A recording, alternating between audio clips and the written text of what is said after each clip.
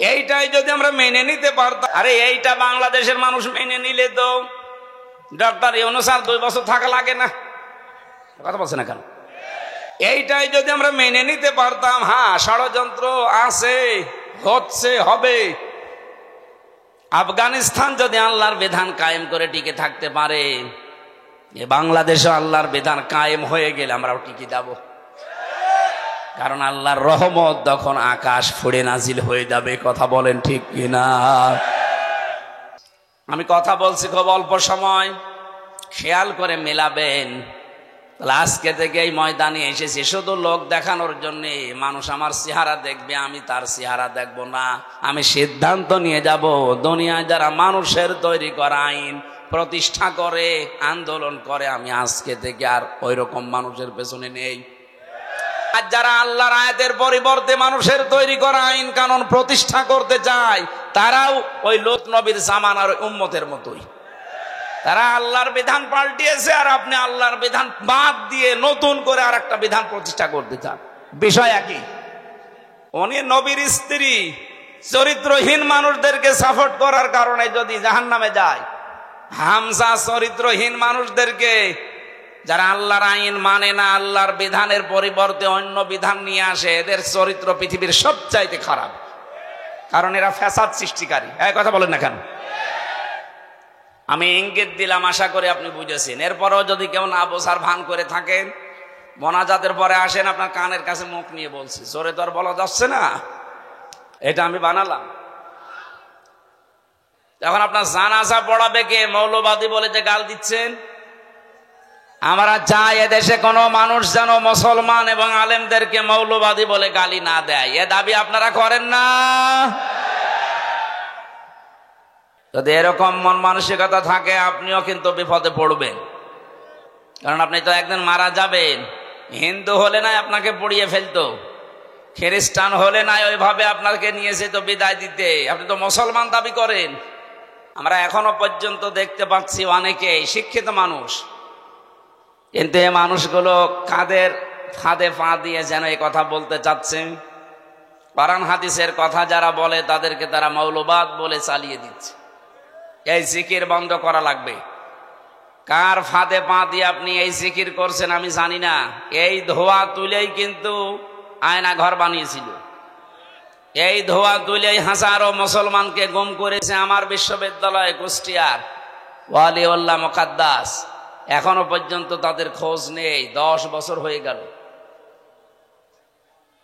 বড় আশা নিয়ে আমরা আছি যে কত মানুষ তো আসতেছে বের হয়ে বিভিন্ন জায়গা থেকে। এরা 2 জন যদি ফিরে আসতো, যারা গুম করে রেখেছেন, যদি সত্যিই মেরে ফেলেন তাহলে আর কি বলবো। যদি বেঁচে থাকে আল্লাহর রাস্তায় তাদেরকে ফেরত দেন। তার মা বাবা এখনো পর্যন্ত আশায় আছে। সুতরাং এই ধোয়া তুলে বাংলাদেশকে একটা জঙ্গি রাষ্ট্র প্রমাণ করার জন্য বিশ্বে যারা এই 15.5 বছর চেষ্টা চালিয়েছে, তাদের ফাঁদে যদি এখনো কেউ পা দেয়, আমার মনে হয় বাকি কথা না বললেও আপনারা বোঝেন। সুতরাং আমরা চাই এই দেশে কেউ মৌলবাদের জিকির করে যেন মুসলমানদেরকে এই দেশে আর কেউ বিপদে ফেলতে না পারে। হাজা বায়ানুল লিন্নাস, আল্লাহ বলেন এর ভেতরে বায়ান করা আছে, বক্তব্য দেওয়া আছে মানুষ বলে যারা দাবি করে তাদের জন্য। বিগত কিছুদিন আগে যে দৃশ্য গেল, কিছু মানুষ এই পৃথিবীতে মানুষ হওয়ার অযোগ্য হয়ে গেছে। তাদেরকে যে মানুষ বলা যায় না, 2006 সালের আজকের এই দিন তার প্রমাণ। আপনারা জসিম ভাইয়ের নাম শুনছিলেন। পিটিয়ে হত্যা করার পরে তার লাশের উপরে কিছু মানুষ ড্যান্স দিয়েছিল। এরা যে মানুষ না, এটা পৃথিবীতে প্রমাণিত। এই জন্যে পৃথিবী তাদেরকে নিষিদ্ধ ঘোষণা অলরেডি করে দিয়েছে। আমরা চাই শুধু এভাবে না, যারা জালিম হবে তাদেরকে এই বাংলাদেশ থেকে চিরতরে আমরা এই জনগণ নিষিদ্ধ করে দেব ইনশাআল্লাহ। সামনে যেন কেউ জুলুম করার দুঃসাহস দেখাতে না পারে। আমি সিরাজগঞ্জ থেকে তার পরের বছর 7 সালে এই গোল চত্বর থেকে উঠেছিলাম সিরাজগঞ্জ রোড, কুষ্টিয়ায় যাচ্ছিলাম। বাসে বসে আছি ড্রাইভারের পেছনে। একটা কুকুর মরে পড়েছিল রাস্তার মাঝে, এই কাটাখালি এই টোল প্লাজা পাওয়ার আগে। ড্রাইভার সাহেব কুকুরের ওপর দিয়ে গাড়ি না দিয়ে বাম দিয়ে দিল, গাড়ি একটা ঝাঁকি দিয়ে উঠেছে। বললাম, ভাই আপনি যা করলেন এখন তো অ্যাক্সিডেন্ট হয়ে যেত, আপনি এমন করলেন মানে? আমার বলছে, আপনি দেখতে পাচ্ছেন না একটা কুকুর পড়ে আছে মরে, আমি ডবল করে কুকুরের ওপরে চাকা তুলে দেবো, আমার বিবেক নেই? বললাম, আরে ভাই ও তো মরা কুকুর, ওরে মেরে ফেললে কি ও তো আর বুঝবে না। আমার বলছে, হুজুর আপনি কি আসলেই হুজুর? আপনি কেমন হুজুর? হ্যাঁ, আপনি দেখছেন একটা মরা কুকুর পড়ে আছে, এরপরে আমি ডবল করে মারবো, আমার বিবেক নেই? এই কথাটা শোনার জন্য আমি ছিলাম। আপনি কোন ধর্মের লোক আমি জানি না, পরে জানলাম ওনার নাম সুব্রত নাকি যেন, হিন্দু মানুষ। তা আপনি একজন অমুসলিম, আপনার ঈমান নেই, কিন্তু আপনার বিবেক আছে। আপনার বিবেকে পৃথিবীর নিকৃষ্ট যে কুকুর মরে পড়ে আছে, তারপরও আপনি ডবল করে চাকা দিতে পারলেন না, আপনার বিবেকে বাধা দিল। অথচ গত বছর এই অক্টোবরের এই 28 তারিখে লঘি বৈঠার অর্ডার দিয়েছিল যে সারা দেশ থেকে আসো। ওনার কথা মতো সারা দেশ থেকে যারা গিয়ে জসিম ভাইয়ের মতো 11 জন মানুষকে পিটিয়ে মারার পরে যারা ড্যান্স দিয়েছে লাশের উপরে, আমার মনে হয় সবগুলো মার্ডার মামলার মূল হোতা যিনি, তাকে দায়ী করা দরকার। শুধু ওই সময়ে ওখান থেকে শুরু করে আপনি দেখেন, বিডিআর বিদ্রোহ থেকে শুরু করে যত রকমের, কেউ কেউ বলছে বিডিআর বিদ্রোহ। কিসের বিডিআর বিদ্রোহ? বিডিআর হত্যা করা হয়েছে। যতগুলো ঘটনা ইতিহাস হয়ে আছে, আমরা মাঝে মাঝে এই জন্যে তাম পৃথিবী থেকে আওয়াজ পাচ্ছি। 1500 বছর আগে এই পৃথিবীতে আইএমএ জাহিলিয়াত বলে একটা যুগ ছিল, কথা বলেন না কেন? আর 2024 সালের 5 আগস্ট পর্যন্ত এই বাংলাদেশে আওয়ামী জাহিলিয়াতের একটা যুগ আমরা পার করেছি। সুতরাং এই অন্ধকার যুগ থেকে আল্লাহ আমাদেরকে একটা আলোর যুগে প্রবেশ করাচ্ছেন। এই আলো যেন আমরা কোরআন হাদিসের মাধ্যমে জ্বালতে পারি। কোরআন হাদিস বাদ দিয়ে আলো জ্বালালে বা আলো টিকবে না। যদি এরকম মন মানসিকতা থাকে, আপনিও কিন্তু বিপদে পড়বেন, কারণ আপনি তো একদিন মারা যাবেন। হিন্দু হলে নাই আপনাকে পুড়িয়ে ফেলতো, খ্রিস্টান হলে নাই ওইভাবে আপনাকে নিয়ে যেত বিদায় দিতে। আপনি তো মুসলমান দাবি করেন, এখন আপনার জানাজা পড়াবে কে? মৌলবাদী বলে যে গাল দিচ্ছেন। আমরা চাই এদেশে কোনো মানুষ যেন মুসলমান এবং আলেমদেরকে মৌলবাদী বলে গালি না দেয়, এ দাবি আপনারা করেন না?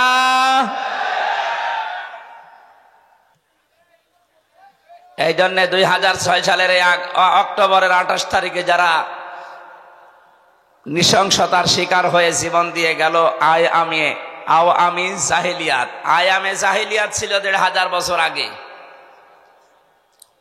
6 সাল থেকে শুরু করে 24 সাল পর্যন্ত আওয়ামী জাহিলিয়াত আমরা পার করেছি।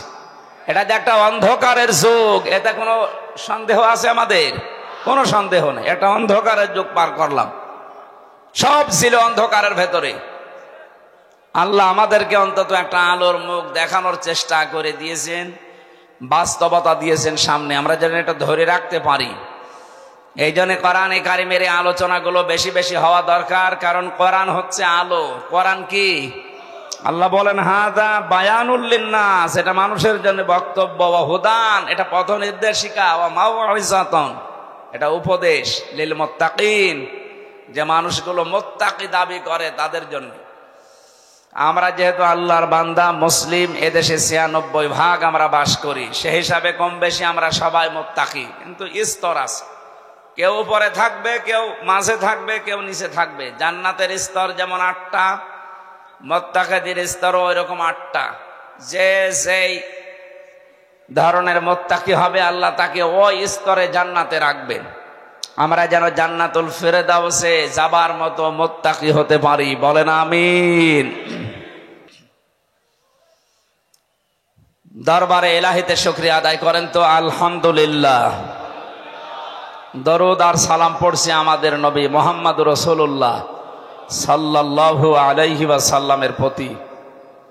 কথা বলতে গেলে কিছু মানুষের মনের ভেতরে খটকা লাগে, না জানে আবার বিরুদ্ধে চলে যায় কিনা। আরে ভাই, আমি কোরআন দিয়ে কথা বলি। কোরআনের কথা শুনলে ভয়ে থাকবে, আতঙ্কে থাকবে তো তারা যারা মুনাফিক। আপনি কি মুনাফিক? ওই জামানায় এই সিস্টেম ছিল, যখনই কোনো আয়াত নাজিল হইতো মুনাফিক যারা নামধারী মুসলমান ওপরে ওপরে ঘোষণা দিত কালেমার, ভেতরে ভেতরে তারা ছিল কপটতাকারী, তারা ছিল সংকীর্ণ মনের, কালো রোগ বিশিষ্ট অন্তর নিয়ে তারা বাস করত। নবীকে দেখাতো আসি, পেছনে যে আবু জাহেলের সাথে লাইন করত। এইরকম মানুষ যারা, তারা নাই ভয় পেতে পারে, তারা আতঙ্কে ছিল। ১৫০০ বছর পরে এখনো বাংলাদেশে মুনাফিক আছে যে আপনার আতঙ্ক লাগে, না জানি আবার আমার বিরুদ্ধে চলে যায় কিনা। কয় আমরা যারা বসে আছি, কয় আমাদের তো কোনো টেনশন নেই। আল্লাহকে শুধু আমাদের না আপনারও জন্য আল্লাহ বলেন। সুতরাং আমি যা বলছি যদি মিলাতে পারেন যে না এটা বানানো কথা, তাহলে আমি বলবো না। কিন্তু যদি আপনি দেখেন যে না এটা তো কোরআনের সাথে মিলছে, কোরআন সংশোধন করবেন না নিজে সংশোধন হবেন। আশা করছি আপনি মনে প্রাণে এটা বিশ্বাস করেছেন। আমরা এবার কোরআনের একটা পয়েন্ট দিয়ে তেলাওয়াত কিন্তু আয়াতে যাব। কথা বলাই সেখানেই শুরু করে, দেখি একটা প্রথম কথা আমার সামনে আসে, নেতা। এই শব্দটা আসলেই অনেকেই মনে করছে এই দুনিয়ার বিষয়, আবার তাফসির মাহফিলে তুলে নিয়ে আসা কি দরকার। আরে ভাই, এটা দুনিয়ার বিষয় না, এটা আখিরাতের বিষয়। সূরা শুআরা 19 নম্বর পারার 12 নম্বর পৃষ্ঠার 5 নম্বর লাইনের 151-52 নম্বর আয়াত। একটু মিলান দেখেন, মিলবে। ওয়ালা তুতিউ আমরাল মুসরিফিন আল্লাযীনা ইয়াফসিদুনা ফিল আরদি ওয়ালা ইউসলিহুন। এই বাংলাদেশে আমি যতগুলো তাফসীর পড়েছি, দেখেছি, অধিকাংশ মুফাসসিরিয়াতের ব্যাপারে এইভাবে লিখেছেন। আল্লাহ বলেন পৃথিবীর মানুষেরা সবাইকে উদ্দেশ্য করে বলছি, ওয়ালা তুতিউ, বহু বছর এটা, আমরাল মুসরিফিন, যারা দুনিয়ায় ইসরাফ করে, অপচয় করে, অপব্যয় করে, এই মানুষগুলো অনুসরণ করবা না, এদের পেছনে থাকা যাবে না। আল্লাহ এতটুকু যদি শেষ করে দিতেন, তাহলে আমি আয়াতটা এ পর্যন্ত বলে ইসরাফের ব্যাখ্যা বিশ্লেষণ করে আমি এখান থেকে চলে যেতাম। পরের শব্দে আল্লাহ পাক ঘোষণা দিচ্ছেন, আল্লাযীনা ইউফসিদুনা ফিল আরদি। এই যে ইসরাফ করে যারা, অপচয় করে যারা, অপব্যয় করে কারা, এদের কিছু ধরন আল্লাহ পরের আয়াতগুলোতে দিয়েছেন। যারা 1 নম্বরে দুনিয়ায় যারা ফ্যাসাদ সৃষ্টি করে। কে সৃষ্টি করে? বলেন বলেন। ফাসাদ মানে, ফাসাদ মানে জ্ঞানজাম শুধু না, ফাসাদের 9টা অর্থ প্রধান। প্রথম অর্থ, ফাসাদ মানে মানুষের তৈরি করা আইন কানুন। এই দুনিয়ায় যারা মানুষের তৈরি করা আইন আর কানুন প্রতিষ্ঠার জন্য চেষ্টা চালায়, এরা আন্দোলন করে, মিছিল মিটিং করে, কাজ কারবার করে, আল্লাহর ভাষায় তাদের অনুসরণ করা জায়েজ নেই। বাংলাদেশে যদি কোন রাজনৈতিক দলের কাজ এটা হয়, তাহলে আপনি ওখানে যদি থাকেন, আল্লাহর এই আয়াত আপনি মানেননি, এই আয়াত কিয়ামতে আপনার বিরুদ্ধে দাঁড়াবে। আপনি কি বিশ্বাস করেন কোরআনের কোন আয়াত আপনার বিরুদ্ধে যদি কিয়ামতে অবস্থান নেয় আপনি মাপ পেয়ে যাবেন? বলেন না কেন? আরে ভাই, দুনিয়ায় কি সব হয়ে গেল? আমি তো আপনাকে বাঁচাতে চাই। আশা করছি আপনি কথা বুঝতেছেন। ওয়ালা তুতিউ আমরাল মুসরিফিন আল্লাযীনা ইউফসিদুনা ফিল আরদি। সুতরাং এই বাংলাদেশের সাথে আয়াতটা এবার মিলাবেন। মানুষের তৈরি করা আইন যারাই প্রতিষ্ঠা করতে চায়, সে যে দলের লোক হোক, ওর পেছনে থাকা জায়েজ নেই। এখন যদি বলেন হুজুর এটা তো আমার সাথে মিলে যাচ্ছে, আমি করব কি? আমি কি আয়াত নতুন করে নাজিল করব? যদি মিলে যায় তাহলে আপনি ওখান থেকে চলে আসেন। যাদের সাথে মিলছে না আপনি তাদের কাছে যান। না, এই আয়াত বলা বেশি হয়ে গেল? কিসের বেশি হওয়া? আল্লাহ যা বলেছে আমি তো সেই ফোর্সেই বললাম। এখন মানা না মানা আপনার বিবেকের ব্যাপার। যদি না মানেন তাহলে আল্লাহ ওই যে ফেরেশতা দিয়ে মুগুর রেডি করছে, একবার দেবে বাড়ি 70 গজ নিচে চলে যাবে। কথা বলেন না কেন? হ্যাঁ, ধারণা আসতে পারে আমি নামাজ পড়ি, আমি রোজা রাখি, আমি চিল্লায় যাই, তারপরও মানে আপনার নামাজ রোজা আপনার চিল্লা নেওয়ার জন্য আল্লাহ বসে আছে। এইটাই যদি হতো তাহলে লূত নবীর স্ত্রী, তাকে আল্লাহ জাহান্নামে দিত না। সে নবীর স্ত্রী, তার নিজের দোষ ছিল না, কিন্তু সে তলে তলে এমন মানুষদেরকে সাপোর্ট করত যারা চরিত্রহীন, যারা আল্লাহর বিধান পাল্টিয়ে পুরুষে পুরুষে বিয়ে করত। এই মানুষগুলোর সাপোর্ট করার কারণে নবীর স্ত্রীকে যদি আল্লাহ জাহান্নামে দেয়। কোরআনে কারীম জানাচ্ছে, ওয়ালাউ আন্না হালাল কুরা আমানু ওয়াত্তাকাউ লাফাতাহনা আলাইহিম বারাকাতিম মিনাস সামাই ওয়াল আরদ। সূরা আরাফের 96 নম্বর আয়াতের প্রথম অংশে আছে, আল্লাহ পাক বলেন, জনপদের লোকেরা যদি আমি আল্লাহর উপরে ঈমান আনে আর ওই দাবি অনুযায়ী যদি ভয় করে চলার নীতি অবলম্বন করে, আকাশ আর জমিনে যত বরকতের দরজা আছে আমি আল্লাহ সব খুলে দেব। লাফাতাহনা, লামে তাকিদ, সুপারলেটিভ ডিগ্রি। এটা আল্লাহ নিজে গ্যারান্টি দিচ্ছেন যে আমি খুলে দেব। 1 বিঘা জমিতে যদি 20 মণ ধান হয়, যে জনপদের লোকেরা আল্লাহর প্রতি সঠিকভাবে ঈমান আনার পরে তাকে মেনে চলার সিদ্ধান্ত নেবে, আল্লাহর আইনগুলো, আল্লাহ গ্যারান্টি দিলেন ওই এলাকার জন্য, জনপদের জন্য যত বরকতের দরজা জমিন আর আকাশে আছে সব খুলে দেব। আল্লাহর গ্যারান্টি আমাদের এখনো বিশ্বাস হচ্ছে না। কথা বলেন না কেন?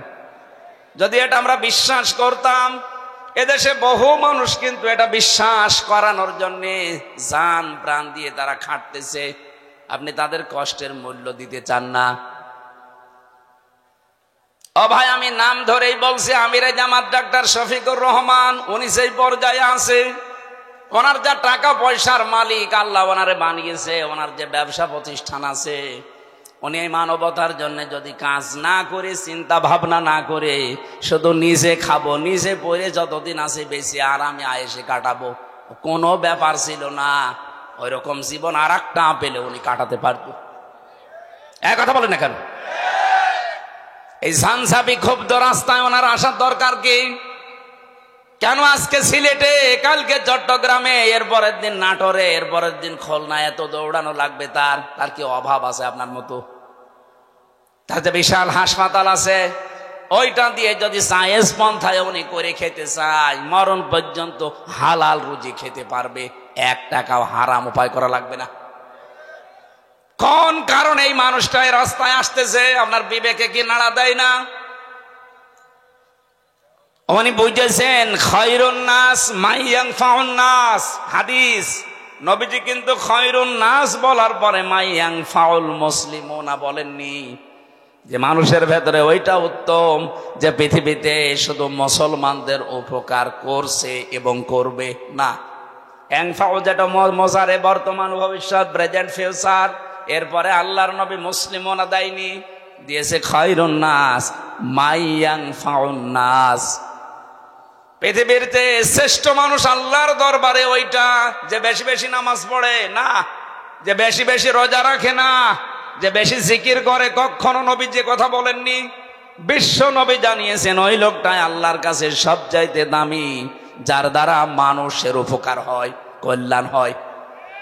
আরে পৃথিবীতে মানুষের কল্যাণের জন্য সব চাইতে বড় মাধ্যম আল্লাহর বিধান। এটা যতদিন পর্যন্ত না আসবে ততদিন মানুষের আসল যে কল্যাণ, এটা সাধন করা সম্ভব না। আজ আংশিক আমাদের কাছে আছে, এই জন্য আমরা আংশিক কল্যাণ পাই। যতদিন পর্যন্ত এটা প্রতিষ্ঠিত না হবে, বাস্তব যে কল্যাণ, আকাশের দরজা, জমিনের বরকতের দরজা খুলে যাবে, এটা আপনি দেখতে পাবেন না। সুতরাং এইটা প্রতিষ্ঠার মাধ্যমে আল্লাহর এই দরজাগুলো আমরা খুলতে চাই। কথা বলেন ঠিক কিনা? এই আয়াতের ভেতরে আমরা কয়েকটা জিনিস পেয়েছি। 1 নম্বরে, যারা ইসরাফ করবে দুনিয়ায়, অপচয় করবে, অপব্যয় করবে, তাদের ব্যক্তিগত জীবনে, পারিবারিক জীবনে, সামাজিক জীবনে, রাজনৈতিক জীবনে, অর্থনৈতিক জীবনে, আন্তর্জাতিক জীবনে, রাষ্ট্রীয় জীবনে, সব জায়গায় যারা শুধু অপচয় করে। জামা একটা হলেই হয়, প্রতিদিন নতুন নতুন একটা করে শার্ট পরে, এরকম মানুষ দেশে আছে এবং ছিল। কথা বলেন না কেন? এটা অপচয় না? দুনিয়াতে যাকেই দেখবেন উনি অপচয়কারী, অপব্যয়কারী, তার পেছনে থাকবেন না, কারণ সে একটা নিজেই শয়তান। নামাজ পড়েননি আপনি, শয়তানে কথা আমি কোরআনে পাইনি, বলেন তো কোনো আলেম পেয়েছে কিনা?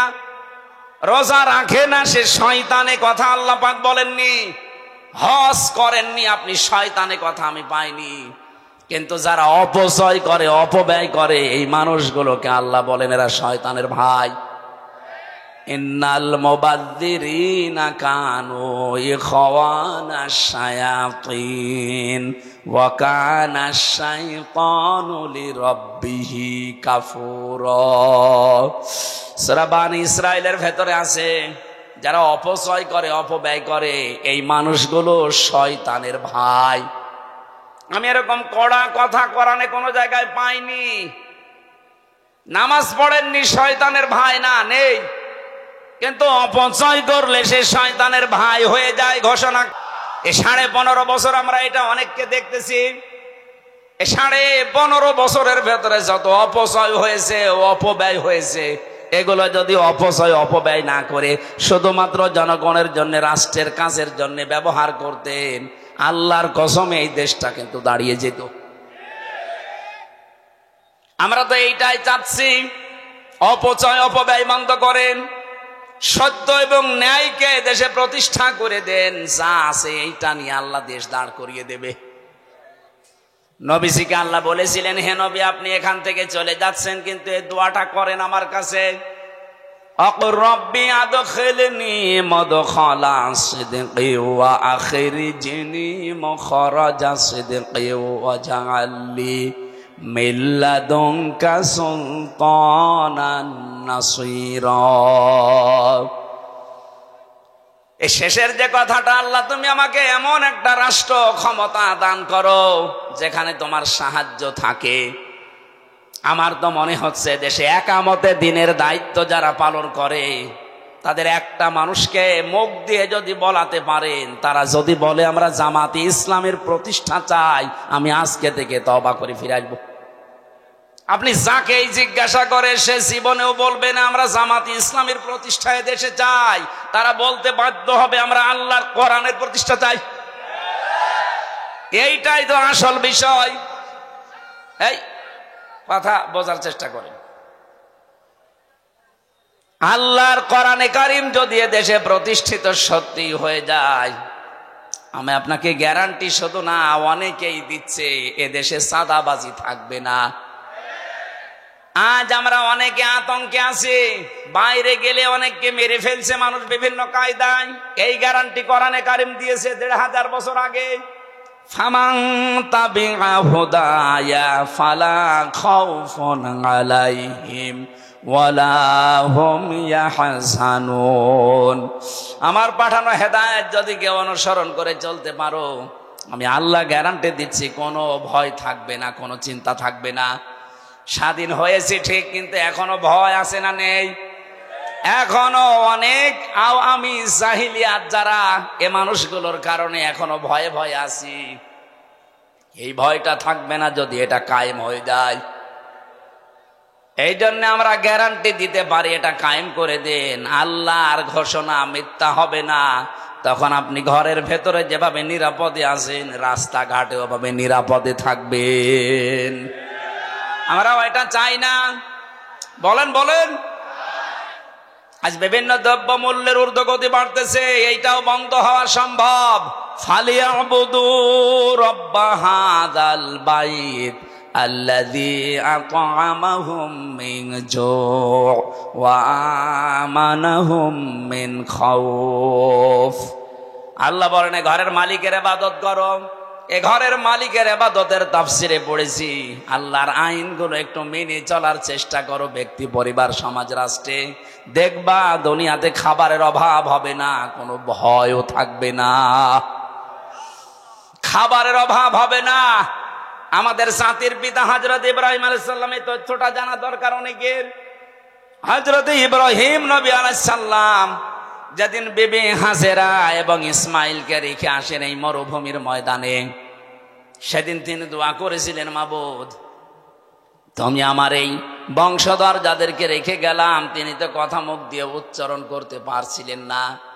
খাদিজা হাজেরা রাদিয়াল্লাহু তাআলা আনহা যখনই জিজ্ঞাসা করেছে, স্বামী এটা কি নিজের সিদ্ধান্তে রেখে যাচ্ছে না আল্লাহর সিদ্ধান্তে? ৮০ বছর পর একটা সন্তান আল্লাহ দিয়েছে, সেই সন্তানকে পর্যন্ত তিনি মরুভূমিতে রেখে যাচ্ছেন আল্লাহর নির্দেশ মতো।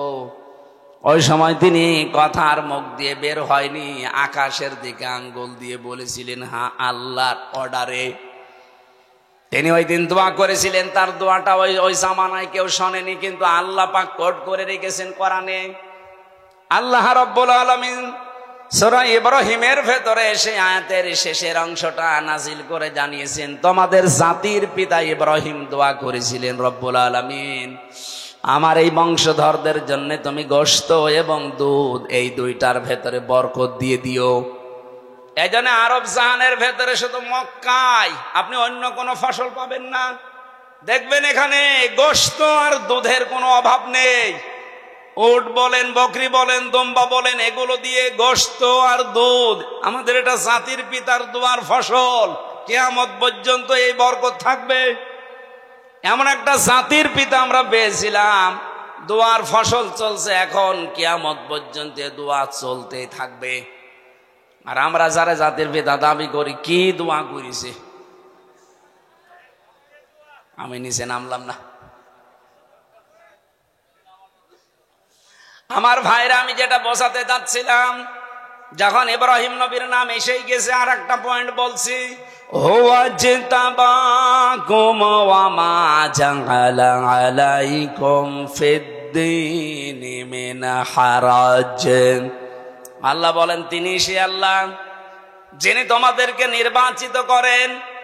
নাটোরবাসী সাফ করে জবাব দেবেন, নির্বাচিত করা হয় মানুষদেরকে কোন পদ্ধতিতে? নির্বাচনের মাধ্যমে। নির্বাচিত হতে হলে কি করা লাগে? নির্বাচন। বলেন বলেন, আরো জোরে বলেন। নির্বাচন না করে কেউ নির্বাচিত হতে পারে? অথচ আমাদের কপাল খারাপ, এই 15.5 বছরে নির্বাচন পদ্ধতি ধ্বংস করে দিয়েছে। আমরা নির্বাচিত হব কি করে? এজন্য এতদিন যারা 15.5 বছরে ছিল, একটাও নির্বাচিত না। নির্বাচন হওয়ার আগে 154 জন হয়ে যায়, আবার নির্বাচন যেদিন হবে তার আগের রাতে হয়ে যায়। আপনি কি রাগ করলেন? এ যে দেবা শব্দটা আয়াতে আছে সূরা হজ 78 নম্বর আয়াতের মাঝের অংশে আছে। আল্লাহ বলেন, আমি নির্বাচনের মাধ্যমে তোদেরকে নির্বাচিত করেছি, আমি করেছি। ওয়াজতাবাকুম, তোমাদেরকে আমি আল্লাহ নির্বাচিত করেছি। তাফসিরে পড়েছি, নির্বাচিত করা লাগে নির্বাচনের মাধ্যমে। যারা নির্বাচন ব্যবস্থায় ধ্বংস করে দিলেন, আপনার এই আল্লাহর এই আয়াত মানেননি। এক কথা বলেন না কেন? এই পদ্ধতিটা ফিরিয়ে আনা দরকার। আশা করছি যারা দায়িত্বে আছে, একটা সম্মানজনক সময় নিয়ে তাড়াতাড়ি নির্বাচন দিয়ে এদেশের মানুষকে জনগণের দ্বারা নির্বাচিত হওয়ার সুযোগ করে দেন। একটা নির্বাচিত সরকার যতদিন না আসবে, ওদের ওই ষড়যন্ত্র কিছু বসে নেই, চলতেছে। সূক্ষ্ম কিছু বিষয় এখানে আছে। নির্বাচিত সরকারের কাছে নির্বাচনের মাধ্যমে ক্ষমতা দিয়ে দেন, এদেশে যে ষড়যন্ত্র চলছে এটা থেমে যাবে, দেশটা আবার দাঁড়িয়ে যাবে ইনশাআল্লাহ। এরপরের শব্দে আল্লাহ জবাব দিয়েছেন, ওমা জাআলা আলাইকুম ফিদ্দীনি মিন হারাজ। দিনের উপরে চলতে গিয়ে যে বাধা বিপত্তি আসবে, যদি নির্বাচিত তোমরা হয়ে যেতে পারো, তোমরা যদি বাছাই হতে পারো, ছাঁটাইয়ের ভেতরে না পড়ো, যত বিপদ আপদ আসবে আমি আল্লাহ নিজে দূর করে দেব। এই জন্য নির্বাচনের মাধ্যমে নির্বাচিত হয়ে কোন মানুষ যদি আল্লাহর বাসায়ের ভেতরে পছন্দের ভেতরে পড়ে যায়, আর কোন মানুষ যদি ছাঁটাইয়ের ভেতরে কাটার ভেতরে পড়ে যায়, এদের কপাল খারাপ। আমরা যারা এদেশে আল্লাহর বিধানকে জারি করার জন্যে আল্লাহ পাক কর্তৃক মনোনীত নির্বাচিত বাছাইকৃত হয়ে পড়েছি, জীবনের কিচ্ছু চাই না। আমরা যেহেতু বাছাইকৃত হয়েছি, আল্লাহ পাক অবশ্যই তার জান্নাত আমাদেরকে দেবেন। وَلِيَعْلَمَ اللَّهُ الَّذِينَ آمَنُوا وَيَتَّخِذَ مِنكُمْ شُهَدَاءَ وَاللَّهُ لَا يُحِبُّ الظَّالِمِينَ। তোমাদের ভেতরে যার ঈমান এবং অ্যাক্টিভিটিস গুলো আমার কাছে পছন্দ হয়, তাকে আমি আল্লাহ সাধারণভাবে বিছানায় ফেলে মরণ দেই না। ওর মরণ হয় আমি আল্লাহর দরবারে শাহাদতের মরণ। বলেন আল্লাহু আকবার। এজন্য আমাদের জীবন আমরা যখন পড়েছি কুল ইন্না সলাতি ওয়া নুসুকি ওয়া মাহইয়ায়া ওয়া মামাতি লিল্লাহি রাব্বিল আলামিন, এটা যেহেতু আমি মন দিয়ে, মনে প্রাণে মুখ দিয়ে উচ্চারণ করে বিশ্বাস নিয়ে পড়েছি, সুতরাং দুনিয়া একদিকে হয়ে গেলেও এই রাস্তা থেকে আমারে কেউ সরাতে পারবে না। আমার জীবনের টার্গেট এইটা। আমি নামাজ পড়ি যার জন্যে, আমি বেঁচে আছি যার জন্যে, মারাও যাব তার জন্যে। আমার যে নুসুক, আপনি তাফসিরে দেখবেন নুন সিন কাফ, নুসুক শব্দের অর্থ তিনটা। এক নম্বরে নুসুক মানে এই যে রক্ত প্রবাহিত করা হয়, এর নাম আরবিতে নুসুক বলে, যেটা কোরবানি বলে জানি। দুই নম্বরে হজের ক্রিয়াকলাপ কার্যক্রম। তিন নম্বরে ইবাদত বন্দেগী।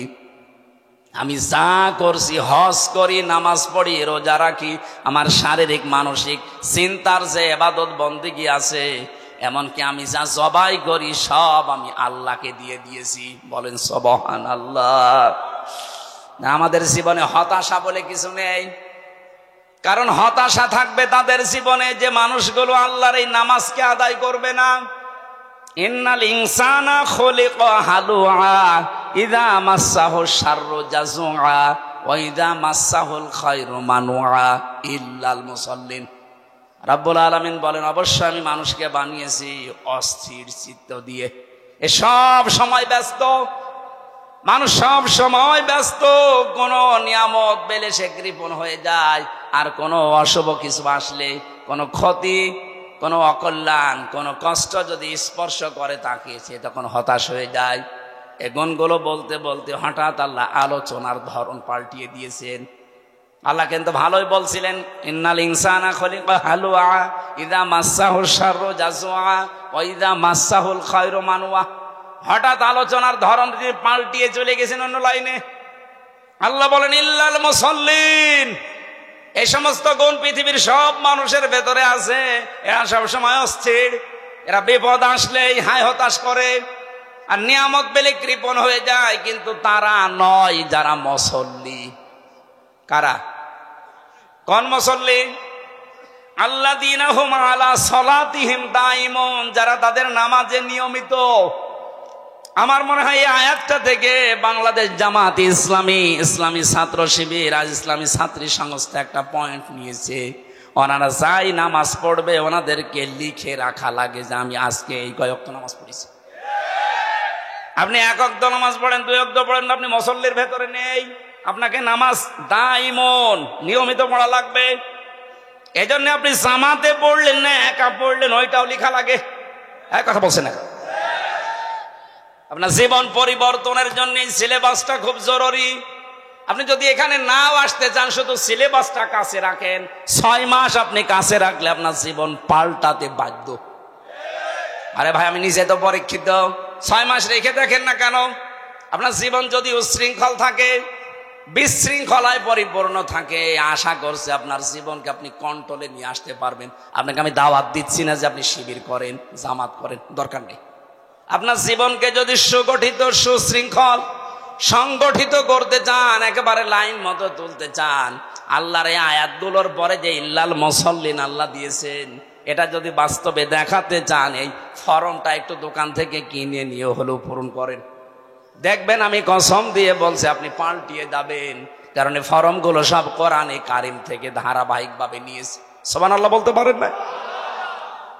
আমি যেটা তুলেছিলাম ইব্রাহিম নবীর জীবন নিয়ে, ওনাকে আল্লাহ বলছেন আমি নির্বাচিত করেছি, ছাঁটাই করে দেই কাউকে, কাউকে বাছাই করি, এটা আমি আল্লাহর নীতি। এজন্য আমরা যারা একামতে দিনের লাইনে আছি এই বাংলাদেশে, তারা হীনমন্যতায় ভুগবেন না, ছোট মনে নিজেকে কখনো ছোট মনে করবেন না। আপনি পৃথিবীতে সবচাইতে দামি মানুষ, কারণ আল্লাহ আপনাকে নির্বাচিত করে ফেলেছে। আল্লাহ তার দ্বীনের জন্য আপনাকে ছাঁটাই করেনি, বাছাই করে নিয়েছে। আর এইটাই তোমাদের জাতির পিতার আদর্শ। এরপরের শব্দে আছে মিল্লাতা বিকুম ইব্রাহিম হুয়া সাম্মাকুমুল মুসলিমিন। বলেন আল্লাহু আকবার। আমি যেখান থেকে কথা তুলেছিলাম আপনাদের মনে আছে কিনা দেখেন তো। আমাদের জাতির পিতা হযরত ইব্রাহিম আলাইহিস সালাম দোয়া করেছিলেন মক্কার জমিনে, হে আল্লাহ তুমি আমার এই সন্তান এবং স্ত্রী এর পরবর্তী প্রজন্মদের জন্য রিজিক হিসাবে গোশত এবং দুধের ভেতরে বরকত দিও। দেখবেন পুরা আরব জাহানের ভেতরে বাংলাদেশের মতো 14টা দেশ জোড়া দিলে যত বড় হবে, পুরা আরব জাহান এত বড়। আমি তো বহু জায়গায় ঘুরেছি হজের সময়, মাত্র 7 দিন 5 দিনে তো হজ হয়ে যায়, বাকি সময় 45 দিন আমি কি করব? গাড়ি ভাড়া করে হোক আর বিমানে টিকিট কেটে বিভিন্ন প্রদেশে খালি ঘুরতাম। দেখেছি শুধু মক্কাতে দুধ আর গোশতের ভেতরে ওই ইব্রাহিম নবীর দুয়ার ফসল এখনো চলছে, এখানে কোনো অভাব নেই, কিন্তু অন্য ফসল পাবেন না। বাকি অন্যান্য প্রদেশে যান, তাইফে গিয়ে দেখেছি পাহাড়ের উপরে শহরটা, অথচ ফল ফলাদি ফসলাদির কোনো অভাব নেই। নাটোরবাসী আল্লাহর তাকওয়া যদি অবলম্বন করে, আল্লাহর প্রতি ঈমান এনে জমিনে আমরা আবার আল্লাহর বিধানগুলো প্রতিষ্ঠা করার মাধ্যমে দেখাতে পারি, কসম খোদার যে অভাবগুলো চলছে, যে সিন্ডিকেট গুলো চলছে, এইটাও বন্ধ হয়ে যাবে। একটা গোপন কথা শোনাচ্ছি, আজকে শুনে আসলাম। তাই 2 মাসের ভেতরে এই দেশে আমরা যারা মাজলুম ছিলাম, খালি জালেমদের ওই 14 দল বাদ দিয়ে যারা মাজলুম ছিলাম, এই মানুষগুলো যদি এখনো এক হতে না পারি। আপনি আজকে মির্জা আব্বাসের বক্তব্য দেখেছেন, উনি বলছে জামাত আর বিএনপি আমরা সবাই মিলে দেশকে সাজাতে চাই। উনি পাকা খেলোয়াড়, পাকা রাজনীতিবিদ, আন্দাজে আবেগে কথা বলা লোক না।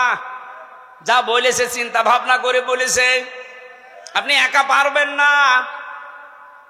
আরে ভাই আপনিও মুসলিম, আমিও মুসলিম, জালেমরা সব আমাদের এক জায়গায় রেখেছিল।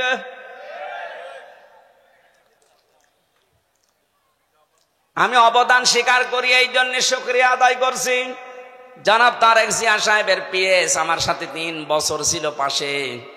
শ্রদ্ধাভাজন বড় ভাই জনাব মিয়া নুরউদ্দিন অপু ভাই, ওই 4 দেওয়ালের মাঝে ভাইটা আমাকে বহু সাহায্য সহযোগিতা করেছে। ওনার বন্ধু ছিল গিয়াসউদ্দিন মামুন ভাই, ওনার দ্বারা আমি বহু উপকৃত হয়েছি ওই ভেতরে। কারণ ভেতরে আমাদেরকে এমন অবস্থায় রেখেছিল, জেলে না সেলের ভেতরে। ওখানে উপকার পাওয়া খুব কঠিন। সবচাইতে বেশি উপকার পেয়েছি শাইখুল হাদিস আল্লামা মামুনুল হক হাফিজাহুল্লাহর কাছ থেকে। এই লোকটা যেহেতু আমার পাশের রুমে 3 বছর ছিল, বহু কষ্ট আমার জন্য স্বীকার করেছে। এই 3টা বছর আল্লাহ যেন পরিপূর্ণ উজরত দুনিয়া আখিরাতে পরিপূর্ণ করে দেন, বলেন আমিন। 2 মাসের ভেতরে যদি আপনি এখনো নিজেকে সংশোধন করে পথে আসতে না পারেন, এই যে কোরআন আমার সামনে, আল্লাহর কসম ওহুদের ময়দানের মতো আবার বিপর্যয় আসতেছে। ওহুদের ময়দানের ঘটনা কি? প্রথম দিকে কিন্তু মুসলমানেরা বিজয় পেয়ে গিয়েছিল। কথা বলেন না কেন? বিজয় পাওয়ার পরে যখন আনন্দে আত্মাহারা হয়ে গনিমতের মাল গোছানোর জন্য, জোগাড় করার জন্য, নেওয়ার জন্য ব্যতিব্যস্ত হয়ে পড়েছে, তখনই কিন্তু মারা পড়েছে। কথা বলেন না কেন? 5 আগস্টের পর থেকে বিজয় পেয়ে অনেকে এখন ওই সাহাবীদের মতো শুরু করেছে, গনিমতের মাল পেয়েছে যেখানে যা। আর এই সুযোগে খালিদ বিন ওয়ালিদের মতো অনেকেই কিন্তু ঘুরে বেড়াচ্ছে। এই জন্য আমরা মুসলিম যারা আছি সব এক হয়ে যেতে চাই। এই কথা বলছেন আমার? মজলুমদের কোনো দল নেই, মজলুমরা সব এক। আপনার বিরুদ্ধে 313টা মামলা ছিল, আমার বিরুদ্ধে 50টা মামলা ছিল। আপনি তাকান, এখানে যত মানুষ বসে আছে ওই 14 দল বাদ দিয়ে প্রত্যেকের অবস্থা একই। আমাকে যিনি খাবার দিয়ে যেত বললাম, ভাই কয়টা মামলা, কি করেন? বলে বাড়ি বড়গোনায় বিএনপি করি। 313টা মামলা। বলেন তো, 313টা মামলা দিয়েছে ওরে। ওরা মজলুম মানুষ না? আমার তো মনে হচ্ছে 1500 বছর পরে বাংলাদেশে এখন উহুদের ময়দান কায়েম হয়েছে। এখন আমরা যদি শিক্ষাটা নিতে না পারি, আমরা কিন্তু ধরা খাবো। কেউ বাঁচাতে পারবেন আমাদেরকে। সুতরাং আমরা সাবধান। মির্জা আব্বাস সাহেবের কথাটাকে বারবার গুরুত্ব দেন, নয়তো আপনি আনন্দে আত্মহারা হয়ে থাকবেন। খালিদ বিন ওয়ালিদের মতো মানুষ পাহাড়ের পাদদেশ থেকে চুরি করে এসে একেবারে কচু কাটা করে শেষ পর্যন্ত বিজয় ছিনিয়ে নেবে। আমরা অন্তত এইটা সামনে হতে দিতে চাই না। এই কথা বলেন না কেন? জালেম যারা ছিল আর ওদের দোসর, ওদের কথা বাদ দিলাম। বাকি আমরা যারা মজলুম, সে যে দলের লোক হন, মাজলুমদের কোন দল এখন আর নেই। মাজলুমদের একটাই দল, যেহেতু এখন স্বৈরাচার নেই, আমরা সব মাজলুম, আমরা দেশকে সাজাতে চাই। আর আমরা অন্য ধর্মের মানুষের তুলনায় এদেশে মুসলিম বেশি, এই হিসাবে বলছি। অন্য ধর্মের লোক যদি 96% থাকতো, আমি এটা বলতাম না। যেহেতু এখানে 96% আমরা আর যাই করি মুসলিম। কথা বলে না কেন? এই পরিচয় থেকে আপনি বের হয়ে যেতে পারবেন যে না আমি ফুল হাতা, বলতে পারবেন? আমরা হাফ হাতা। কথা বলছেন এখানে? এখানে ফুল হাতা আছেন, কোনটা হাত তোলেন তো? নেই, আলহামদুলিল্লাহ। না, আছে দু একটা, বাজারে মাজারে বসে আছে। এখানে কোন ফুল হাতা আছে? সব কি হাফ হাতা? কয়েকটা থাকতে পারে, ওই যে ওইটা এখনো তো দেয়নি, দু একটা আছে, ওগুলো দিয়ে দেবেন। কিন্তু আমরা যারা হাফ হাতায় আছি, সত্যি কথা বলছি, আমাদের এই পরিচয় দেওয়াই লাগবে, আমি মুসলিম। নামাজ রোজা হজ যাকাত হয়তো কম বেশি হয়ে যায় আমাদের, কিন্তু এই পরিচয় দেওয়া লাগবে না যে আমার নামের আগে মোহাম্মদ আছে, আমার নামের আগে সিরি আছে। কথা আমি লিখতে পারবো? কথা বলেন না কেন? সুতরাং যারা মুসলিম এই শব্দটা লেখেন যে মোহাম্মদ, আমির, হামজা, তাদের এখন সব এক হওয়া লাগবে, সব একদিকে চলে যাক। 15.5 বছরের স্লোগান ছিল যে আমরা স্বৈরাচার বাদ দিয়ে সব এক, সেই সুযোগ আল্লাহ তৈরি করে দিয়েছে। সুতরাং আমরা সব এখন কি এক? বলেন বলেন। এক হওয়ার জন্য যে সামনে যে বিষয়গুলো রাখা লাগে, তার ভেতর অন্যতম কোরআনে কারিম। আর কোরআন বলছে দুনিয়ায় যারা ইসরাফ করবে, অপচয় করবে, অপব্যয় করবে, আপনারা তাদের সাথে থাকবেন না। এখন আপনি ভাগ করে নিন। এখন হওয়ার পরে এখন দেখবেন যে আপনি চূড়ান্ত ভাবে থাকবেন কাদের সাথে? 2 নম্বরে যারা ফাসাদ সৃষ্টি করে। ফাসাদ মানে কি বললাম? ফাসাদের 9টা অর্থের প্রথম অর্থ এটা, যারা মানুষের তৈরি করা আইন কানুন প্রতিষ্ঠা করতে চায়, আপনি আর সামনে তাদের সাথে থাকতে পারবেন না।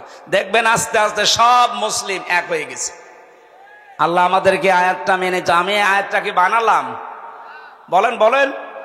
এটা আছে সূরা শুআরার 151 152 নম্বর আয়াত।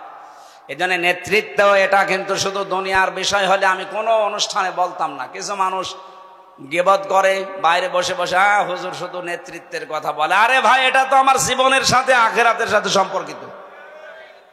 2 নাম্বারটা বলছি, 27টা পেয়েছি আমি, সব বাদ দিলাম, এইটা শেষ করে আমি তাফসিরে যাব। আপনারা আছেন তো? আছেন? আপনারা আছেন? 2 নম্বর হচ্ছে, আমি আয়াতটা আগে দলিল বলি, এরপরে আপনি দেখবেন সূরা নিসা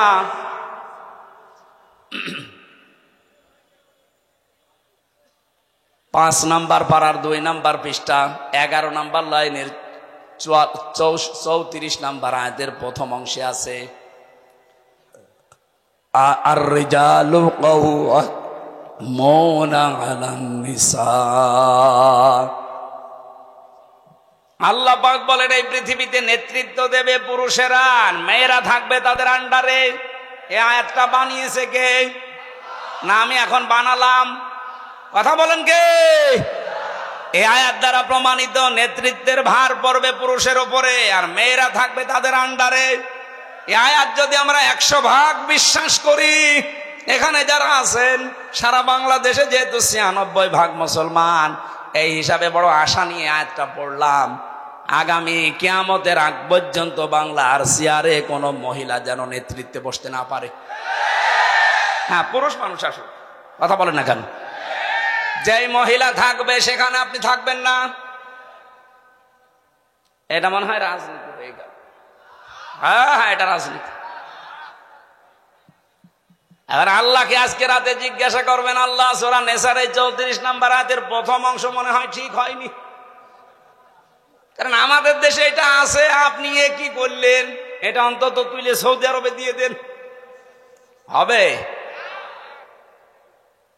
আয়াতের ব্যাখ্যা একটা হাদিস পড়েছি, এই যে আমরা সফল হতে পারি না কেন, নবীজি বলেন ক্বালান নবিয়্যু সাল্লাল্লাহু আলাইহি ওয়াসাল্লাম লা ইউফলিহা কওমুন, ওই জাতি কখনো সফল হচ্ছে না, হবে না, যে জাতির নেতৃত্বে আছে, নেতা হয়ে আছে কোন মহিলা। এবার আপনার বিবেকে যা বলে আপনি তাই করেন। আজকের তেলাওয়াত কিন্তু আয়াতের সাবজেক্ট আকারে কথা বলার জন্য আমার আলোচনার বিষয় হচ্ছে দোষারোপ। কি বললাম? শব্দটা শুনতে যত ছোট মনে হচ্ছে, বিষয়টা অনেক বড়। এই যে দোষারোপ করেন আন্দাজে যারে তারে, এই বিষয়টা যে কত সেনসিটিভ বিষয়, মানুষের অন্তর পর্যন্ত মরে যায় এই দোষারোপ করার এই গুনাহ যদি আপনি করেন।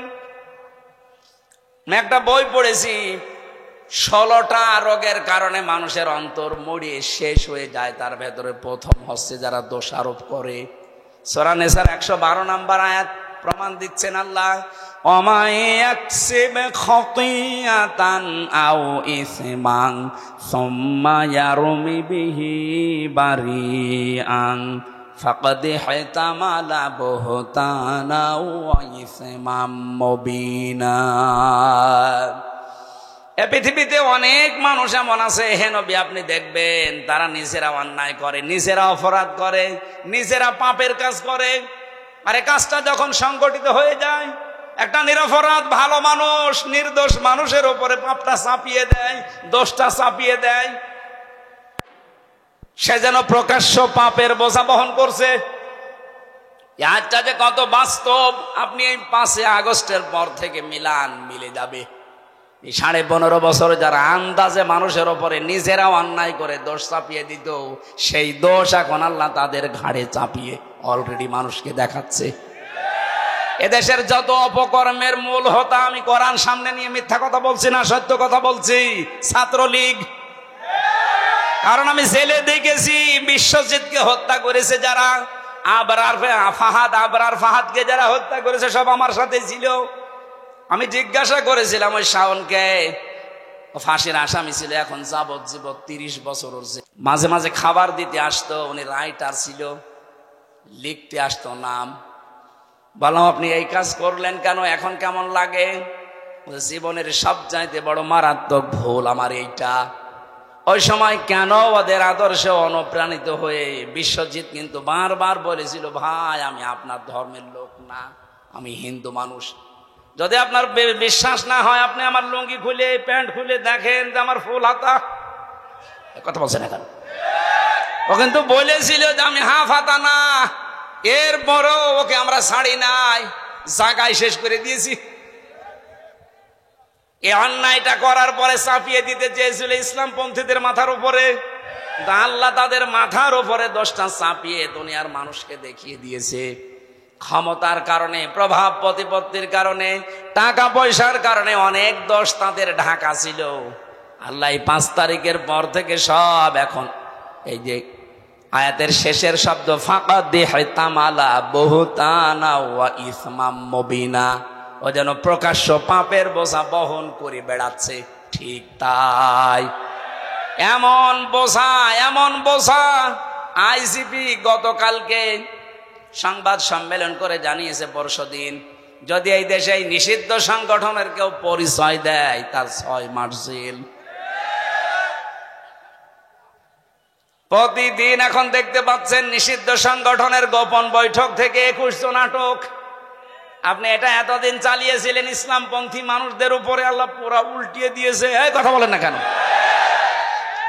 এই জন্য নিজে অন্যায় করার পরে যদি কোনো নিরপরাধ মানুষের উপরে চাপিয়ে দেন, ওই দোষটা দুনিয়াতে আল্লাহ আপনাকে দিয়ে করাবে, এরপরে আপনার মরণ হবে।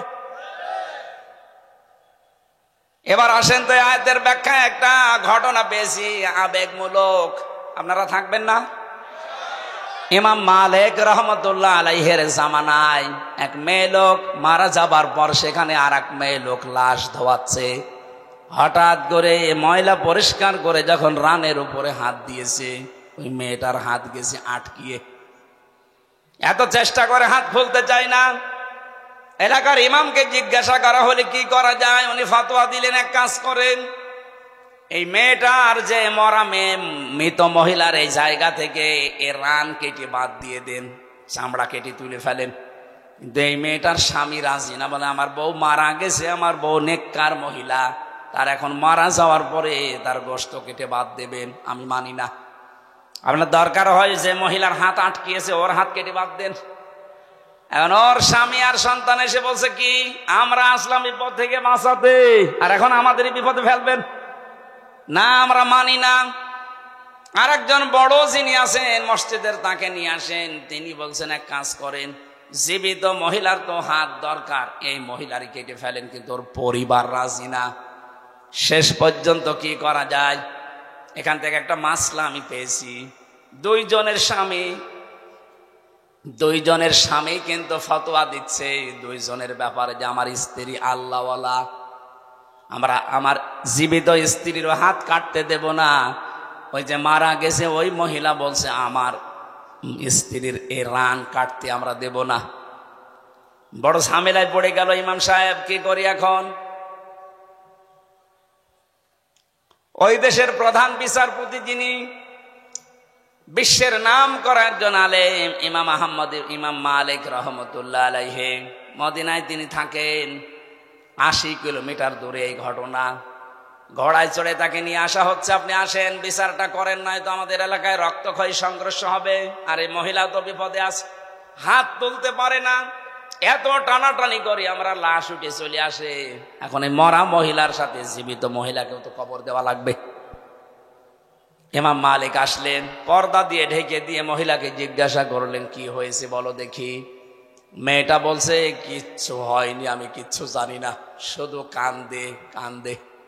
ইমাম মালিক বলেন, কান্দা বন্ধ করো, সত্যি করে বলো, আমার কান্দে কিন্তু কোরআন আর হাদিসের রাডার আছে, তুমি যদি সত্যি নাও বলো আমি ধরে ফেলবো। মেয়েটা ভয়ে ভয়ে তখন বলছে, হ্যাঁ আমি একটা কাজ করেছি, একে যখন ধোয়াচ্ছিলাম হঠাৎ করে ধোয়ানোর শেষ পর্যায়ে এর রানের উপরে হাত দেওয়া অবস্থায় একটা মন্তব্য আমি এর উপরে নিক্ষেপ করেছিলাম। মনে মনে বলেছিলাম যে তোমার চেহারা তো সুন্দরী আছে, কিন্তু তোমার ভেতরের অবস্থা খারাপ, তোমার চরিত্র খুব খারাপ। এই যে দোষটা আমি তার উপরে দিয়েছি, এটাও আন্দাজে না, এটা আমি একবার দেখে তারপরে দোষ দিয়েছি। আমি কিছুদিন আগে এই মহিলার জীবিত থাকা অবস্থায় দেখেছি তার সাথে বাড়িতে একটা পুরুষ মানুষ ঢুকছিল। তো পুরুষ মানুষটা যে কে, ওই সময় ওই দিন ওই তারিখের উল্লেখ করে, কিন্তু আমি ওই সময় বুঝি না যে কে। আমি একটা আন্দাজে ধারণা, তার উপরে ধারণা নিক্ষেপ করেছি, তোমার চরিত্র ভালো না। এ কথাটা বলার পরে তার স্বামীর পক্ষ থেকে জিজ্ঞাসা করছে, অমক তারিখে অমক দিনে কে কে বাড়িতে এসেছিল। জানা গেল ওই মেয়েটার সাথে ওই তারিখে ওই সময় যেটা এসেছিল ওই মেয়েটার নিজের আপন ভাইয়ের ছেলে। ভাইয়ের ছেলে এই মেয়েটার কি হয়? ফুফু। কি হয় বলেন বলেন? ইচ্ছা লাগবে না, ফুফু হয়। আমরা জানি কোরআন হাদিস পড়ে একজন মহিলার সাথে 14 জন পুরুষ মানুষ দেখা করতে পারে। কয়জন বলেন বলেন? তার ভেতরে আপন ভাইয়ের ছেলে একজন, কারণ এর সাথে এই মহিলার বিয়ে করা, বলেন না কেন? যার সাথে বিয়ে করা হারাম সে তো মাহারাম। তার সাথে ওই মেয়েকে আমি ঢুকতে দেখেছি, আমি তো বুঝি নাই, আমি মনে করছি কোন পুরুষ মানুষ নিয়ে ঢুকতেছে। এই যে একটা নেককার মহিলা সতী সাধবী মেয়ে লোকের উপরে একটা তকমা লাগিয়ে দিলাম, একটা দোষ তার উপরে নিক্ষেপ করলাম, আমার মনে হয় আল্লাহ পাক আমার কারণে এই গুনার শাস্তি আমাকে দুনিয়ায় দেখিয়ে দিয়েছে। কারণ কোন মানুষ যদি কোনো মানুষের ওপরে আন্দাজে অপবাদ দেয়, সে যেন নিজেই ওই পাপের বোঝা বহন করে নিয়ে বেড়ায়। এখন পাপের বোঝা কি? এইটাই আমার হাত আটকিয়েছে, আল্লাহ আর খুলতে দেয় না। ইমাম মালিক ডাক দিয়ে বলে, প্রমাণ যেহেতু হয়েছে, তুমি আন্দাজে একটা ধারণা নিক্ষেপ করলে, দোষ চাপিয়ে দিলে নিরপরাধ মানুষের ওপরে, এর শাস্তি জানো। মান সালিমাল মুসলিমুনা মিন লিসানিহি ওয়া ইয়াদিহি। খেয়াল করেন, নবীজি বলেন ওইটাই তো আসল মুসলমান, যার হাতের দ্বারা মুখের দ্বারা অন্য মুসলমান শান্তিতে থাকে, নিরাপদে থাকে। তুমি হাত দেওয়ার সঙ্গে সঙ্গে হাত আটকিয়েছে এমনি না, কারণ মুখ দিয়ে এই কথা তুমি নিক্ষেপ করেছো অন্তরের দ্বারা যে মহিলার চরিত্র ভালো না। বিনা কারণে বিনা অপরাধে একটা নিরপরাধ মেয়ে লোকের উপরে এই দোষটা চাপিয়ে দেওয়ার কারণে মহান আল্লাহ তোমাকে আটকিয়ে দিয়েছে। তোমার যেহেতু কোনো সাক্ষী নেই, কোরআনে কারীম জানিয়েছে সতী সাধবী কোনো মানুষের উপরে, মেয়ে লোকের উপরে কেউ যদি জেনার তহমত দেয়, ব্যভিচারের তহমত দেয়, তার চরিত্রের উপরে কলঙ্ক দেয়, কমপক্ষে তার 4 জন পুরুষ মানুষের সাক্ষী হাজির করা লাগবে। কয়জন? আরো জোরে বলেন। সূরা নূরের ভেতরে আছে, আল্লাহ রাব্বুল আলামিন বলেন, ওয়াল্লাযীনা ইয়ারমুনা আযওয়াজাহুম ওয়া লাম ইয়াকুম والذين يرمون المحصنات ثم لم يأتوا بأربعة شهداء فاجلدوهم 80 جلدة ولا تقبلوا لهم شهادة أبدا وأولئك هم الفاسقون। কোন মানুষ যদি এই পৃথিবীতে কোন সতী সাধবী নেককার মহিলার উপরে জেনার তহমত লাগায়, আর যদি 4 জন সাক্ষী হাজির করতেও না পারে, তাহলে তার 2টা শাস্তি। 1 নম্বরে তাকে 80টা বেত মারা লাগবে। 2 নম্বরে জীবনে কোনোদিন তার সাক্ষী আর আদালতে গ্রহণ করা হবে না। আমার তো মনে হচ্ছে আয়াতটা পড়ার পর বাংলাদেশে 53 বছর আগে যদি সংসদে আয়াতটা কার্যকর থাকতো, আল্লাহর কসম এদেশে বিনা কারণে মিথ্যা মামলায় কোনো মানুষ জেলে থাকতো না। আমার মনে হয় যারা এখন দায়িত্বে আছেন, সামনে শুনলাম সংবিধান সংশোধন হবে, এখানে যেন এই পয়েন্টটা যোগ করা হয়, যারা মিথ্যা মামলা দেবে, মিথ্যা সাক্ষী দেবে, এটা যদি আদালত কর্তৃক প্রমাণ করতে না পারে, 2 বছর 5 বছর 10 বছর জেল হয়েও যদি বেকসুর খালাস পেয়ে যায়, আমার মতো, আমার তো কোনো দোষ পাইনি, আমি নির্দোষ, আদালত কর্তৃক প্রমাণিত। সুতরাং বিনা দোষে বিনা কারণে নির্দোষ মানুষটাকে যারা 3 বছর জেলে রেখেছে, প্রমাণ তো করতে পারলেন না। আমার মামলার আয়ুর সাথে থেকে শুরু করে একেবারে টপ টু বটম যারা জড়িত, তাদেরও সামনে যেন এই আইনটা সংসদে পাশ হয়।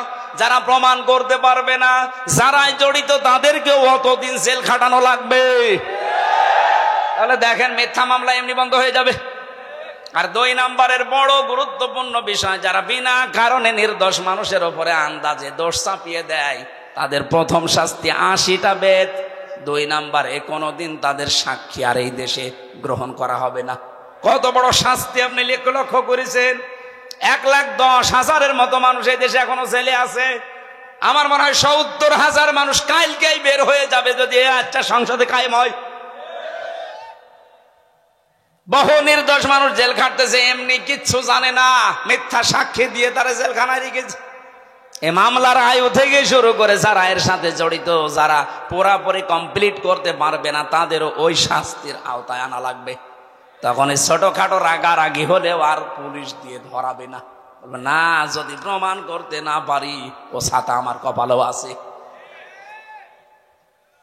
ইমাম মালিক বললেন, প্রথম শাস্তি হবে তোমার 80টা বেত, আর জীবনেও তোমার সাক্ষী আর কোনোদিন মরণের আগে এই আদালতে গ্রহণ করা হবে না। জাল্লাদকে ডাক দাও, কারণ হাত তো ছোড়ানো লাগবে, হাত তো লেগে আছে, আঠার মতো লেগে আছে। জাল্লাদ এসে শুরু করেছে বিসমিল্লাহির রহমানির রহিম বলে, 1টা 2টা 79টা হয়ে গেছে। মেয়েটার পিঠ ফিনকে দিয়ে রক্ত বের হচ্ছে, তারপরও ছাড়ে না। আর একটা বাকি আছে যাব। ইমাম মালিক ডাক দিয়ে বললেন, জল্লাদ অবস্থা কি?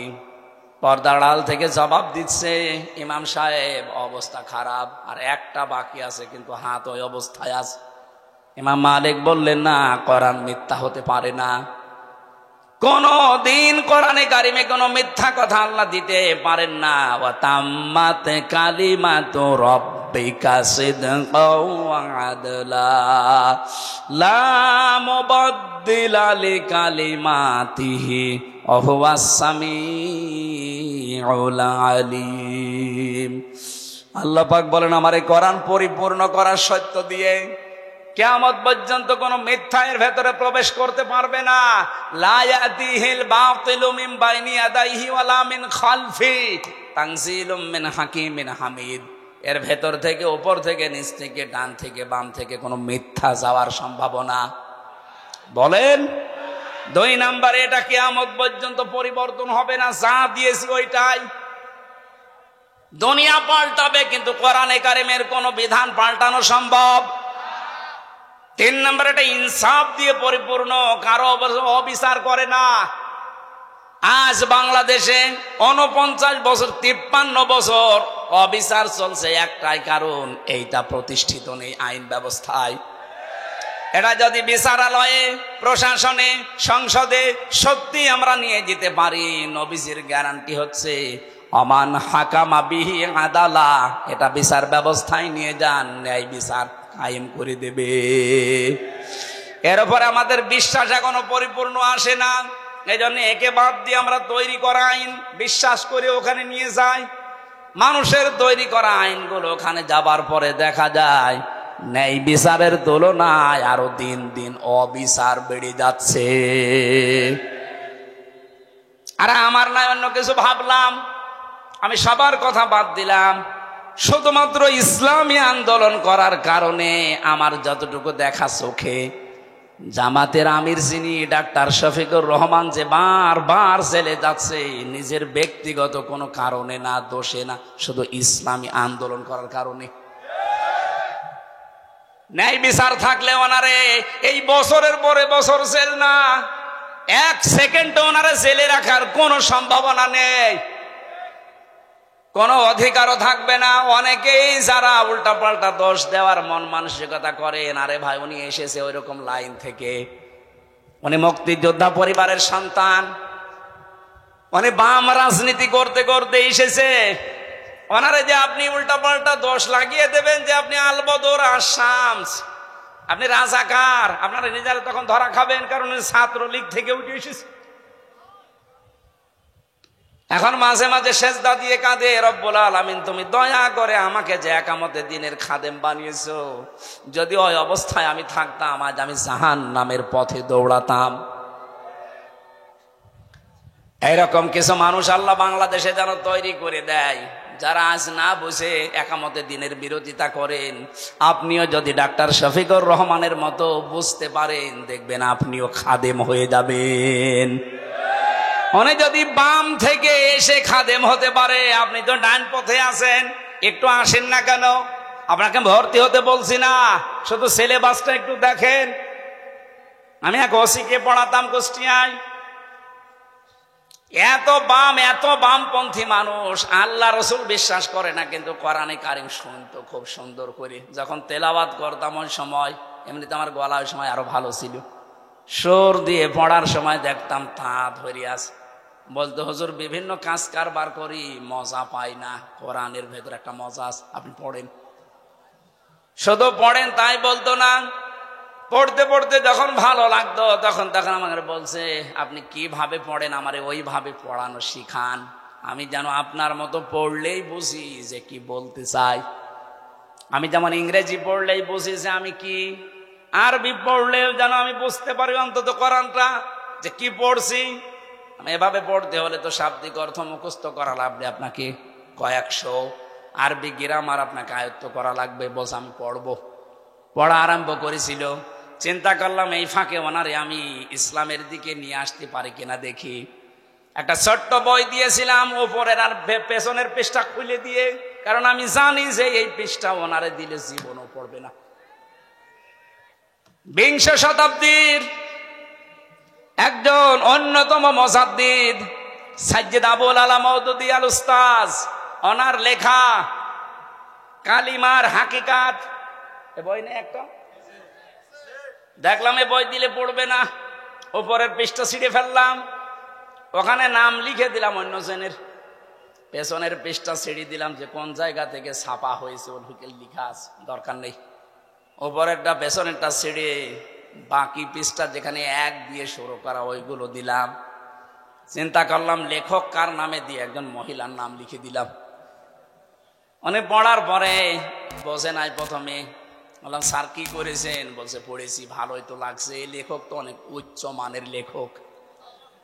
মানে নিজেও শিক্ষিত মানুষ, লন্ডন থেকে পড়াশোনা করা মানুষ, ওই সময় বাংলাদেশে যত ওসি ছিল সব চাইতে বড় শিক্ষিত ওইটা, উনি অ্যাডভোকেট, এদিকে লন্ডন থেকে অনার্স মাস্টার্স করে এসেছে, এইরকম মানুষ। চিন্তা করলাম যে দে, এরকম কয়েকটা দেওয়ার পরে আমার বলছে হুজুরের লেখক শুধু মেয়ে লোকের নাম উপরে কলম দিয়ে লিখা, আসলে আসল পৃষ্ঠা কই? যা আছে কেমন লাগে? ভালোই তো লাগছে। আমি তো বহু বই পড়েছি জীবনে, কিন্তু এর লেখার মান অনেক উপরে, উচ্চাঙ্গের লেখক। এ লেখকের নাম কি? লেখকের নাম বললে আপনি এনার লিখিত বই আরো পড়বেন তো? হ্যাঁ পড়বো। যেই নাম বলেছি সে বই আর দেবেন না, বই দেবেন না মানে ঠিক আছে, আপনাকে ওনার লেখা আর দেব না। আরো লিখিত বই আছে আমার ভার্সিটিতে, আমি এনে দেই, তখন আমি ফার্স্ট ইয়ারে, নিয়ে আসে। একামতে দিন এই বইটা আমি নিজে 14 বার পড়েছি। মরহুম অধ্যাপক গোলাম আজমের লেখা, রহমতুল্লাহ আলাইহি। চিন্তা করলাম এটা দিলেও পড়বে না, কারণ এর নামের আগে দেখলে ছিঁড়ে ফেলে দেবে। প্রথম পৃষ্ঠা, দ্বিতীয় পৃষ্ঠা, তৃতীয় পৃষ্ঠা ছিঁড়ে ফেললাম, ওখানে আমার নাম লিখে দিলাম যে দেখি পড়ে কিনা। আমার তো ওই যোগ্যতা হয়নি, ফার্স্ট ইয়ারে পড়ে ওই বই লেখা কিয়ামতের আগেও সম্ভব না। কি করি, এ তো পড়তে যাবে না। এই দিনের এখানে 19টা অর্থ দেওয়া আছে। উপমহাদেশে যে সমস্ত আলেমগুলো দিনের একামতে দিনের কাজ করে তাদের কেন মানুষ শত্রুতা করে, আর যারা খেদমতে দিনের কাজ করে তাদের কোনো শত্রুতা করে না কেন, এর বিস্তারিত লেখা আছে ওর ভেতরে। পড়াটা বললাম পড়ে আমারে শোনাবেন আগামী সপ্তাহে, প্রতি সপ্তাহে একবার যেতাম পড়াতে। পড়াটা উনিও শেষ করে আমারে বলছে হুজুর এ লেখকে তো ভালো, এই লেখককে? আমি না, আপনি এটা লিখতে পারেন না, কারণ এই লেখক অনেক উচ্চাঙ্গের, এনার ভাষা রচনা শৈলী খুব সুন্দর। দিনের অর্থ এতদিন যা বুঝতাম, এখন দেখছি না আসলে তো ওইটা দিন না। ওখান থেকে একটা সাবজেক্ট বানিয়েছিলাম আমি। এই যে প্রচলিত যে ধারণায় তাওবা, জিকির, এরকম প্রায় 43টা বিষয় নিয়ে ভেজাল আছে আমাদের বাংলাদেশ, ভারত আর পাকিস্তানে। ওই সময় একটা আলোচনা দিয়েছিলাম যে স্যার এই আলোচনাটা আপনি দেখবেন। পড়াটা দেখার পরে আমারে বলছে এতদিন আমি কি মনে করতাম আর এখন আমি কি দেখছি।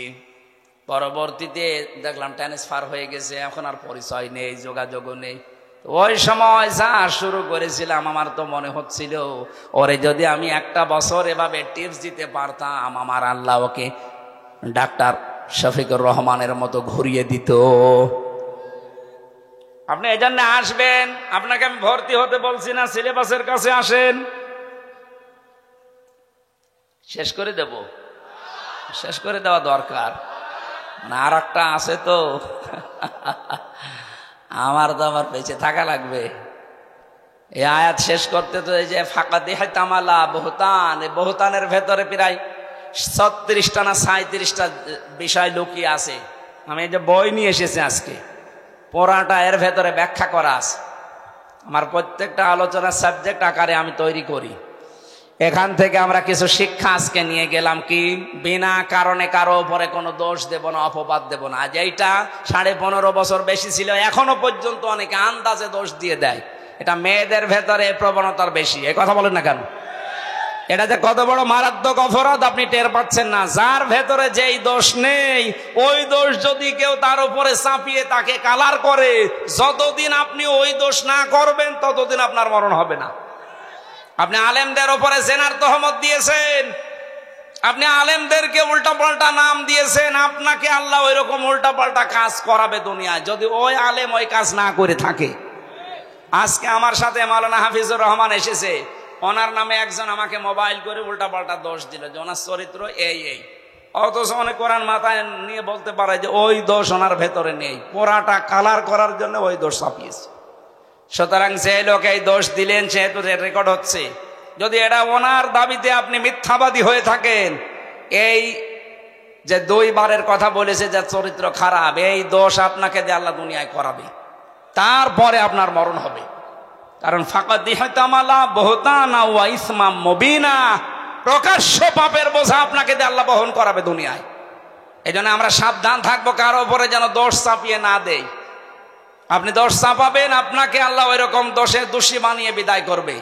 আমাদের এই আয়াত থেকে মূল শিক্ষাগুলো নিয়ে আমরা যেন বাস্তবে আমল করার তৌফিক কামনা করছে। আমার লিখিত বই আপনাদের কাছে আছে, পারিবারিক জীবন নিয়ে লিখিত বই। জেলখানায় বসে এত কষ্ট করে করলাম, আপনারা যদি না নেন আমার তো লেখার স্পিরিট হারিয়ে যাবে। ওই গেটে পাওয়া যাবে, যাওয়ার সময় নিয়ে যাবেন, মেয়েদের জন্য গাড়িতে আছে। আমার রাতে আর একটা অনুষ্ঠান আছে, আসলে এগুলো সব সংগঠনের কারণে জোর করে করা লাগছে। এটা পাবনায় আছে, এখন যে না উঠলে ওরাও বসে আছে, আগামীতে আসলে আরো সময় দেবো ইনশাল্লাহ। আল্লাহুম্মা আমিন। লা ইলাহা ইল্লা আনতা সুবহানাকা ইন্নী কুনতু মিনাজ জালিমিন। রব্বুল আলামিন, কোরআনে কারিমের জন্য তোমার এই বান্দা বান্দিগুলো এত পাগল, এদেরকে তুমি কোরআনের হেদায়েত, জ্বলন্ত হেদায়েত নসিব করে দাও। সওয়াবগুলো তুমি নবীজির রওজায় পৌঁছিয়ে দাও। দুনিয়ার মাটির নিচে যারা ঘুমিয়ে গেল এদেরকে জীবনের মতো মাফ করে দাও। আল্লাহ তাআলা জালেমদের হাত থেকে মুক্তি যখন দিয়েছো, এদেশে আবার কালেমার পতাকা পথ পথ করে উড়িয়ে দাও। কোরআনের পাখির স্বপ্ন ছিল এ দেশে তোমার কালেমার পতাকা উড়বে, সে দেখে যেতে পারলো না। আল্লাহ তার বংশধরেরা দুনিয়ায় আছে, তার অনুসারীরা আছে, আমরা দেখতে চাই এ দেশ তোমার কালাম দিয়ে চলছে। এ মাহফিলের আয়োজন করতে গিয়ে তোমার যে যুবক বান্দারা চেষ্টা চালিয়েছে, সবুজ আব্দুল্লাহ হাসান ভাই সহ যত যুবক এই মাহফিলের জন্য শ্রম দিয়েছে, কষ্ট স্বীকার করছে, স্বেচ্ছাসেবকের দায়িত্বে আছে, এদেরকে যে মা পেটে নিয়েছে মায়ের পেট তুমি ধন্য করে দাও। এ মাহফিলের প্রধান অতিথি, বিশেষ অতিথি যারা আছে ওমরের মতো কবুল করো, মা বোনদেরকে ফাতেমাতুজ জহরার মতো বানিয়ে দাও। আমি সহ যারা অসুস্থ আছি আল্লাহ আমাদের শেফায়ে কামেলা জেলা দিয়ে দাও। এ মাজারে যারা করে নাজিরপুরের উপরে তোমার রহমত নাজিল করো, হালাল রুজিতে বরকত দাও, হারাম থেকে বেঁচে থাকার তৌফিক দাও রব্বুল আলামিন। কত মানুষ কত আশা নিয়ে হাত তুলেছে আল্লাহ, কাউকে তুমি একেবারে খালি হাতে ফেরত দিও না। তোমার যে আয়াত থেকে আমরা কিছু শিখেছি, আন্দাজে কারো উপরে যেন দুনিয়ার কোনো স্বার্থের কারণে বিনা কারণে কোনো নির্দোষ মানুষকে ফাঁসিয়ে না দেয়, তার উপরে যেন দোষ না দিয়ে এই মানুষে বিপদে ফেলে না দেয়। তুমি নিজেই জানালে বিনা কারণে নির্দোষ মানুষকে দোষারোপ করলে, বিপদে ফেললে আল্লাহ নিজে তুমি তাকে পাপের বোঝা বহন করাবে। মেহেরবানি করে তুমি আমাদেরকে পাপের বোঝা থেকে মুক্ত করো আল্লাহ। ইমাম মালিকের জামানায় এই মহিলাকে 80টা বেত্রাঘাত করার পরে সঙ্গে সঙ্গে তার হাত তুমি খুলে দিয়েছিলে। এদেশে যারা অপরাধ করেছে, অপরাধের শাস্তি যখন পরিপূর্ণ হয়ে যাবে তখন তুমি তাদেরকে পরিত্রাণ দিও আল্লাহ। বিনা কারণে যারা বিভিন্ন জায়গায় বিপদে আছে, মুসিবতে আছে, আটক অবস্থায় আছে, এদের জীবন তুমি আল্লাহ মুক্ত করে দাও।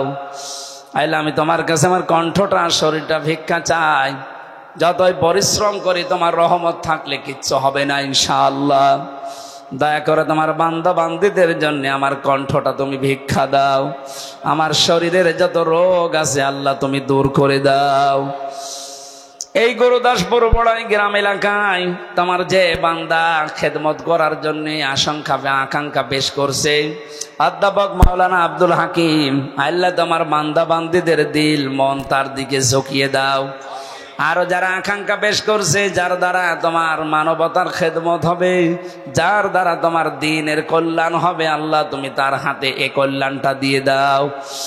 বারাকাল্লাহু লানা ওয়া লাকুম ফিল কোরআনিল আযীম। মরণ আসলেই তুমি আমাদের জবানে জারি করে দিও লা ইলাহা ইল্লাল্লাহু মুহাম্মাদুর রাসূলুল্লাহ।